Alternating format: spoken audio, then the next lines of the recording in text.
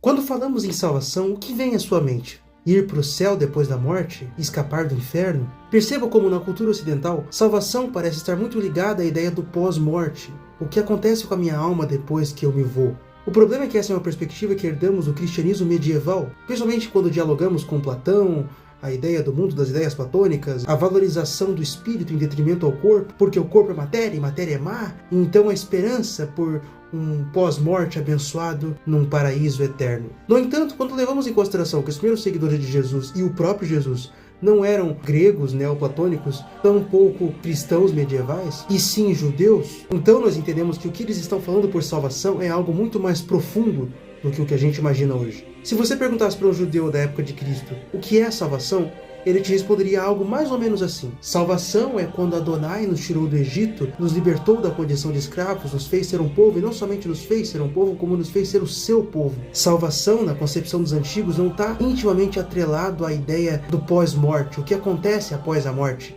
e sim a ideia de pertencer a um povo, de pertencer a uma aliança. É claro que a consequência de fazer parte do povo da aliança vai levar você à vida eterna e à ressurreição dos mortos na concepção judaica. Mas o ponto é, antes você era escravo, agora você faz parte do povo escolhido. Não é de se surpreender que os autores do Novo Testamento frequentemente usam a linguagem do Êxodo, remetendo à narrativa de Moisés, para falar sobre a salvação que se manifesta na Nova Aliança. Salvação, tanto no Antigo Testamento como no Novo Testamento, significa pertencer a um povo que Deus escolheu para representar o seu caráter no mundo.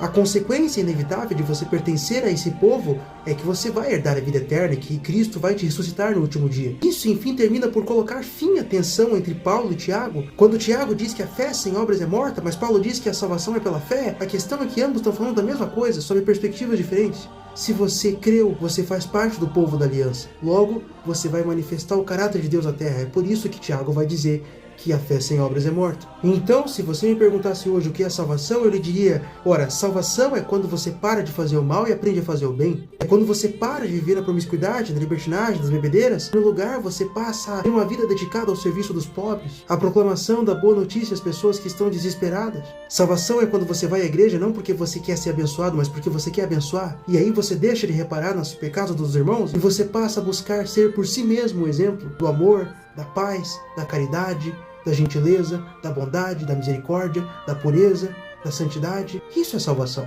E o ponto é que você só faz isso porque você acredita que Jesus é o Messias de Israel, que ele morreu numa cruz pelos seus pecados, que ele ressuscitou dentre os mortos, e que de repente a história sobre o Êxodo, sobre Moisés, sobre o povo judeu, agora passa a ser a sua história, porque você foi incluído nesse povo da aliança. Se antes os hebreus eram escravos e agora são o povo escolhido,